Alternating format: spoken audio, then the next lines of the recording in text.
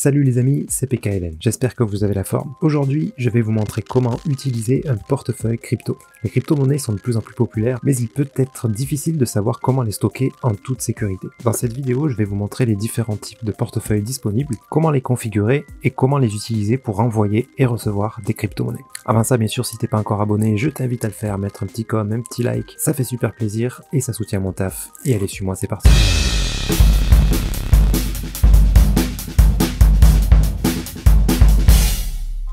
Alors il existe plusieurs types de portefeuilles crypto, chacun ayant ses propres avantages et ses propres inconvénients aussi.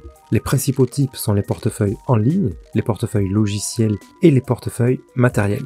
Les portefeuilles en ligne sont les plus simples à utiliser, mais ils sont également les moins sécurisés. Ils sont généralement stockés sur des plateformes en ligne comme Coinbase ou Binance et vous pouvez y accéder à partir de n'importe quel appareil connecté à Internet. Les portefeuilles logiciels sont un peu plus sécurisés que les portefeuilles en ligne parce qu'ils sont installés sur votre ordinateur ou sur votre téléphone. Ces portefeuilles vous donnent un plus grand contrôle sur vos crypto-monnaies, mais ils peuvent être un peu plus difficiles à utiliser. Donc un plus grand contrôle, c'est-à-dire que quelque chose comme une faillite de FTX par exemple, pour ne citer que eux, vous perdez pas vos cryptos, elles sont sur votre portefeuille, personne d'autre que vous n'y a accès normalement.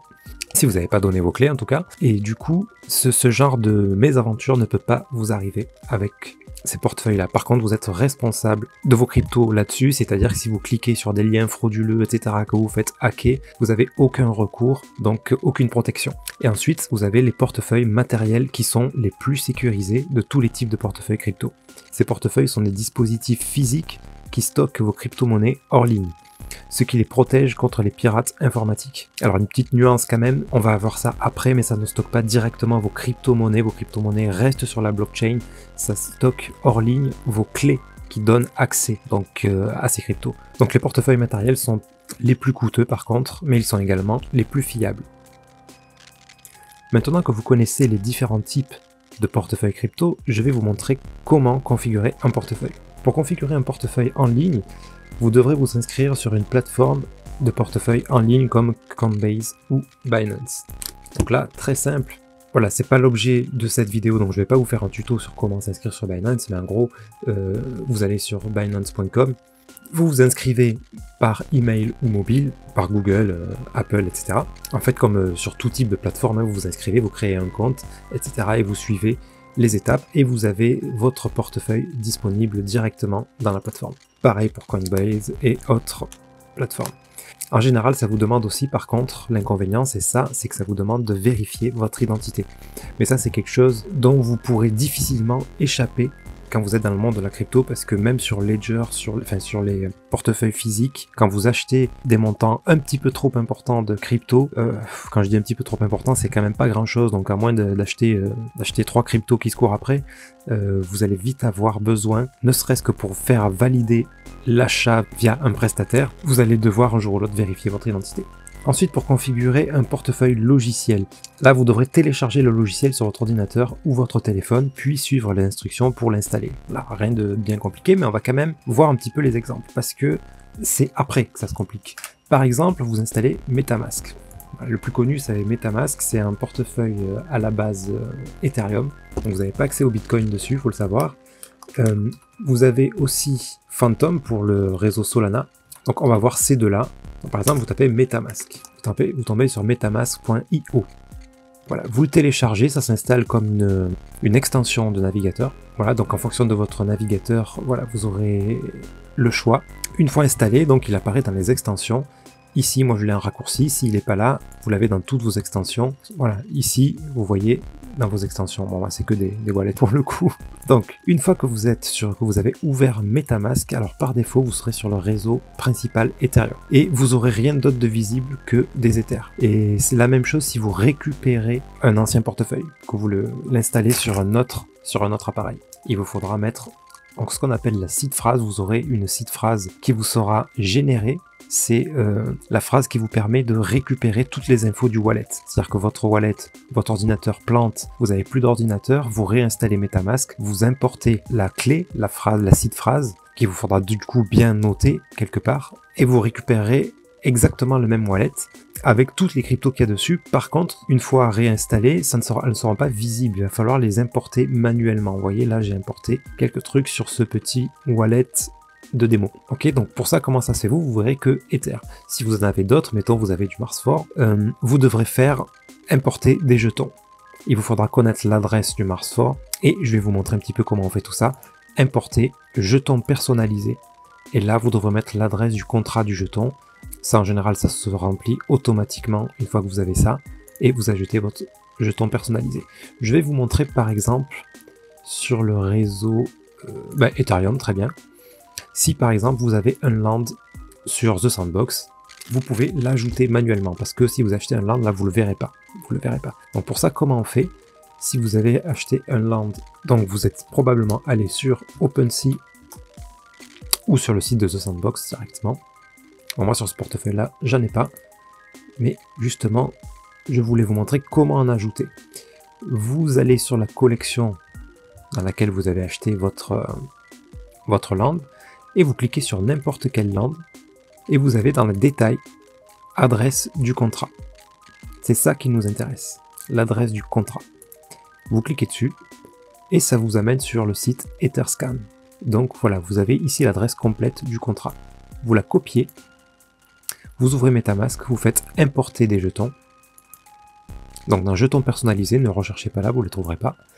Jetons personnalisés, adresse du contrat, coller, symbole du jeton, vous voyez, ça se remplit automatiquement. Donc là, nombre de décimales ne se remplit pas et on est obligé de mettre une valeur. Donc quand c'est une valeur entière, comme là je ne peux pas avoir une moitié de land, ça n'existe pas, je ne peux pas avoir 0,5 land. Donc je mets 0 dans le nombre de décimales. Ça me mettra que des nombres entiers. Des chiffres à 1 virgule, je mettrai 1. Donc là, si mettons je mets 1, ça ne posera aucun souci. Hein, il va juste m'afficher que j'ai 0,1 land, une unité dans le nombre de décimales que j'ai choisi. C'est pour ça que je préfère mettre 0, au moins je verrai un land si j'en ai un. Ajouter un jeton personnalisé. Donc là, vous voyez la quantité que vous en avez. Ici, j'en ai 0. Importer des jetons. Et là, vous verrez hop, ici, les lands. Ok, pareil pour l'USDT, pareil pour tout. Donc pour trouver ces adresses, un site simple, c'est coinmarketcap.com. Et là, vous tapez dans la recherche les coins que vous cherchez. Mettons, vous voulez du Polygon Matic. Vous avez l'adresse du contrat Ethereum ici. Vous voyez? Et dans More, vous avez aussi sur d'autres réseaux l'adresse du Matic sur les autres réseaux. Ok, donc c'est là que ça se complique en fait quand on est débutant et qu'on manipule ce genre de wallet. Ce sont les réseaux et ça c'est ça qui est hyper complexe. C'est-à-dire que sur MetaMask, le réseau par défaut, le principal c'est Ethereum, mais il en existe plein d'autres que vous pouvez ajouter. Bon, moi ils sont déjà ajoutés. Vous voyez, j'en ai déjà ajouté plein. Mais sinon, vous allez ici, en cliquant ici, vous avez accès à tous vos réseaux. Donc là, je suis sur Ethereum, je vais faire ajouter un réseau. Vous faites ça, et alors maintenant, avant il fallait les rentrer manuellement, c'était assez pénible. Maintenant, vous pouvez directement les rentrer comme ça. Je peux rajouter, par exemple, un réseau ici sur Phantom Opera ou Optimism. Allez, c'est parti. Je fais ajouter. Il me donne toutes les infos et je fais juste approuver. Et il me les a directement rajoutés. Donc je peux passer à Optimism, directement me connecter à ce réseau, ou simplement rester en annulant sur le réseau Ethereum. Ça n'empêche pas que quand je clique ici, je verrai Optimism dans ma liste de réseaux. Ok, donc là, ça me l'a passé dans la fenêtre navigateur, mais ici c'est la même chose. Hein. Si je clique sur l'extension, c'est exactement la même chose. J'ai maintenant le réseau Optimism. Donc voilà, alors une chose à comprendre maintenant, hyper importante, c'est ce que je vous disais tout à l'heure, la petite parenthèse là, c'est que vos cryptos, elles sont sur un réseau, sur une blockchain en fait. Elles sont pas dans votre ordinateur. C'est pour ça que ça a le gros avantage que la blockchain c'est sécurisé et que on peut vous voler votre ordinateur, tout ça, tant qu'on n'a pas les clés d'accès de votre wallet, on peut pas vous voler vos cryptos, quel que soit le type de wallet que vous ayez d'ailleurs. Par contre, voilà, elles sont stockées sur un réseau, mais pas sur un autre. Donc c'est-à-dire que là, pour MetaMask, moi j'ai plusieurs réseaux donc installés. J'ai par exemple Polygon, c'est le Matic. Ok, si je veux envoyer des Matic à une autre adresse, ben, il faudra bien faire attention de l'envoyer sur ce réseau-là. D'accord? Si je l'envoie sur un réseau Ethereum, ça ne fonctionnera pas. Et ça va les envoyer, mais je vais les perdre. Du coup, elles vont s'égarer dans les abysses de la blockchain. Vous voyez, donc il faut faire attention à ça. Alors, pas de panique, ça reste assez simple pour ce qui est de MetaMask. Si vous sortez de MetaMask, il faudra faire très attention. Là, vous ne pouvez pas envoyer du Polygon sur le réseau Solana, mettons sur les wallets Phantom, qu'on va voir juste après. D'accord? Il faudra bien rester sur un wallet MetaMask ou Trust Wallet, ou il en existe d'autres, peu importe, mais en tout cas qui possède le réseau Polygon, une adresse qui possède le réseau de Polygon. Après, vous vous êtes trompé, vous avez sélectionné, si vous envoyez sur un autre wallet MetaMask, mettons je me mets ici, j'envoie sur ce wallet, hop, je copie l'adresse de mon réseau Ethereum et j'y envoie du Polygon dessus, ça va fonctionner. Ça sera pas ici, par contre je le verrai pas là, je le verrai sur le réseau Polygon. Mais l'adresse de mon wallet, ici vous voyez, on envoie une partie là, quel que soit mon réseau, c'est la même. Je garde la même adresse. Cette adresse de wallet contient plusieurs réseaux. Ok? Voilà, c'est ça tout ça qui est un petit peu complexe. C'est vraiment l'inconvénient de ça, quoi, d'utiliser ces wallets-là par rapport aux wallets comme sur Binance ou quoi, où là vous n'avez pas trop de questions à vous poser tant que vous ne faites pas de transfert, bien sûr. Parce que quand vous faites des transferts, il faut s'intéresser à quel réseau vous envoyez vos fonds. Mais par exemple sur Binance, vous ne pourrez sélectionner que les réseaux sur lesquels il est possible d'envoyer vos cryptos et ça fera éventuellement la conversion automatiquement. Si mettons vous avez du Matic sur le réseau Polygon, vous voulez envoyer du Matic sur un réseau Binance Smart Chain, vous sélectionnerez votre Matic, vous l'enverrez sur Binance Smart Chain et c'est Binance qui fait le travail, quoi, en gros. Voilà, vous n'avez pas besoin de tout comprendre parfaitement, juste de savoir que vous envoyez vers tel réseau en fonction du portefeuille sur lequel vous voulez recevoir. Et puis c'est tout, ça suffit en fait. Ok. Donc ensuite, vous avez pour le réseau Polygon, pour le réseau Solana par exemple, vous avez les wallets Phantom qui fonctionnent exactement de la même façon. Au lieu de taper Phantom, au lieu de taper MetaMask, je veux dire dans votre recherche, vous tapez Phantom avec PH, et vous allez tomber sur phantom.app, le wallet. Voilà, vous pouvez le télécharger. Pareil, il s'installe en extension et là vous avez accès à votre wallet. Celui-là est un peu plus intuitif, même beaucoup plus intuitif, beaucoup plus simple d'utilisation. Mais par contre, c'est que pour le réseau Solana. Vous ne pourrez pas l'utiliser pour un autre réseau. Vous avez ici accès à vos NFT, ce que vous n'avez pas sur MetaMask. Alors sur les téléphones, si, mais ça marche très mal. Et sur la version bureau, vous n'avez pas accès à vos NFT. Les NFT, vous devez les rentrer comme un jeton, comme on a vu tout à l'heure, par exemple ici, sur le réseau, tac, comme on a vu tout à l'heure, et vous le verrez apparaître, votre NFT, comme ça, comme une crypto en fait. Ok, donc là c'est quand même un petit peu plus friendly, sur Phantom. Vous voyez vos NFT, bon pareil, là c'est un truc où j'ai rien du tout, donc vous voyez pas grand chose. Vous pouvez ici swapper directement, échanger une crypto à une autre, sur le même wallet et sur le même réseau. Tant que vous êtes au sein de votre portefeuille, vous n'avez pas de questions à vous poser de réseau, ça reste sur le même réseau. Là, vous ne pouvez pas vous tromper en faisant ça. Et là, même chose, quand vous installez votre portefeuille pour la première fois, ça vous créez un wallet et ça vous donne une seed phrase qu'il faudra bien noter et garder en lieu sûr. Voilà, mais l'inconvénient, je le rappelle encore une fois, de ces wallets-là, c'est que la phrase, elle est générée en ligne. Donc, elle est sensible au hack. Ça ne veut pas dire que c'est facile de vous hacker, ça ne veut pas dire que les hackers vont se jeter sur vous tout de suite. En général, quand vous vous faites hacker, c'est que vous avez cliqué sur des mauvais liens et que vous vous êtes fait arnaquer en fait. C'est souvent ça qui se passe. Mais si vous êtes prudent, normalement, ça reste quand même quelque chose de très sécure. Pour casser ces clés-là, il faut quand même quelque chose de sérieux, quoi. Il faut un ordinateur quantique, quoi, en fait, en gros. Donc on n'y est pas encore.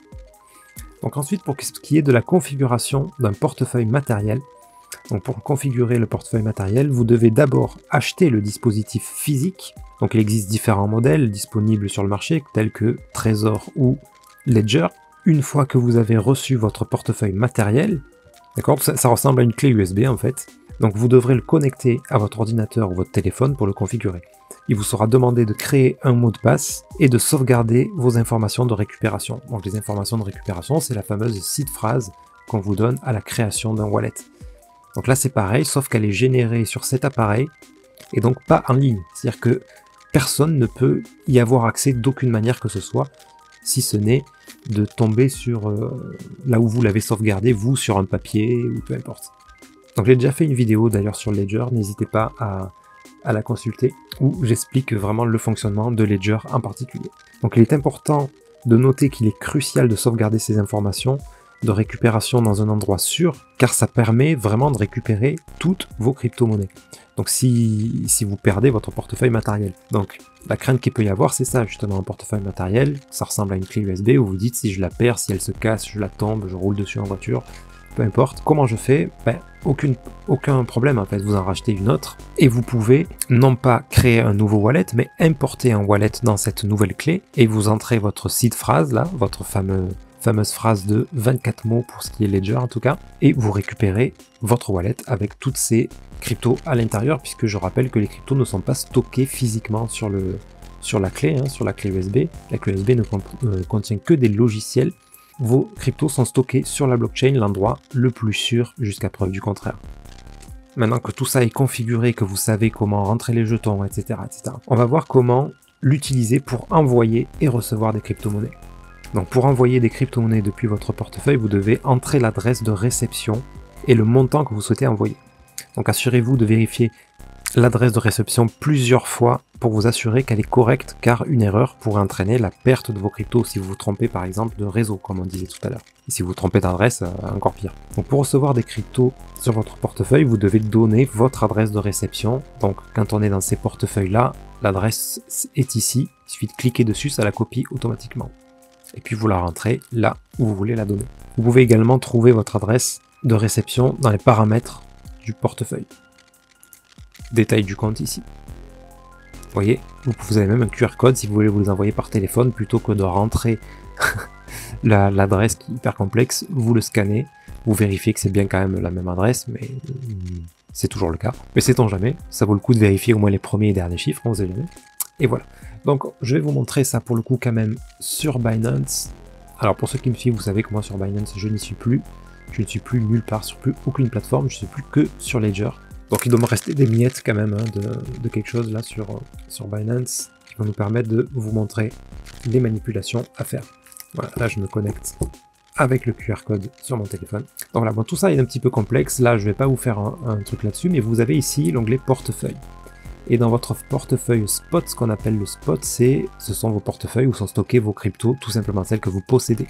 Donc je clique dessus et je vois mes portefeuilles avec toutes les cryptos que j'ai. Voilà, là j'ai quelques miettes, je vais pouvoir vous montrer. Si mettons je veux envoyer du BNB. Donc c'est très simple, vous allez sur retrait. D'accord, c'est comme si vous retiriez votre argent. Après vous pouvez l'envoyer à quelqu'un d'autre, c'est la même chose. Retrait.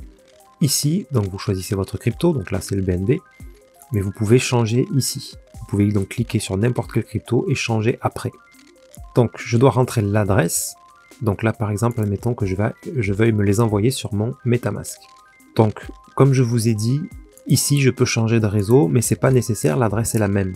Je peux copier directement ici, mais ça coûte rien de vérifier. Vous pouvez choisir directement sur la Binance Smart Chain, ne serait-ce que pour les voir arriver, ben, ça sera une source de stress de moins quand même. Avant des fois de capter qu'on n'est pas sur le bon réseau, on se met des petits coups de pression comme ça. Donc voilà, vous copiez votre adresse, vous la rentrez ici, et Binance détecte automatiquement le réseau sur lequel il va devoir l'envoyer.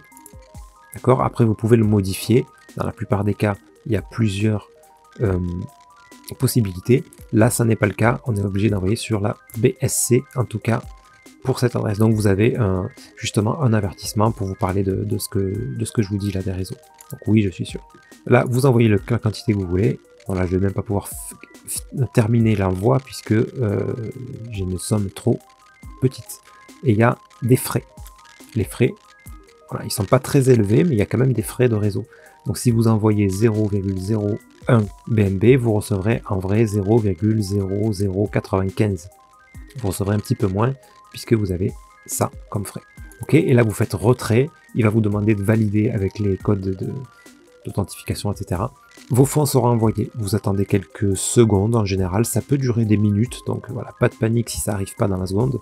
Et vous les recevrez sur ce wallet-là. Donc voilà, ça c'est pour les envoyer. Maintenant, pour en recevoir, si quelqu'un vous dit, je t'envoie du BNB, vas-y, file-moi ton adresse, méfiez-vous quand même. Hein. Maintenant, si c'est un pote que vous savez ce qu'il fait, etc., il n'y a pas de souci. Donc, qu'est-ce que vous devrez faire? Vous devrez lui donner votre adresse BNB. Pour l'exercice, là, je vais faire une adresse où il n'y a rien. Par contre, tout ça, j'en ai déjà eu. Donc, une adresse que je n'ai jamais possédée. Si je prends, mettons, Alpaca, ça, j'en ai jamais eu.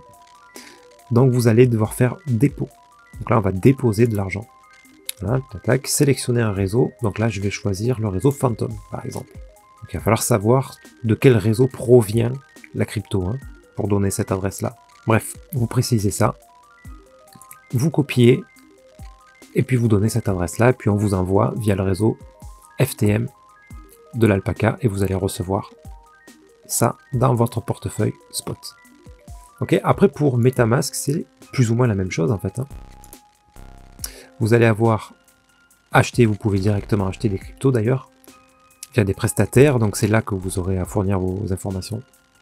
Vous pouvez envoyer, donc pour recevoir en fait c'est simplement donner l'adresse que vous avez ici ou ici, je rappelle, détail du compte.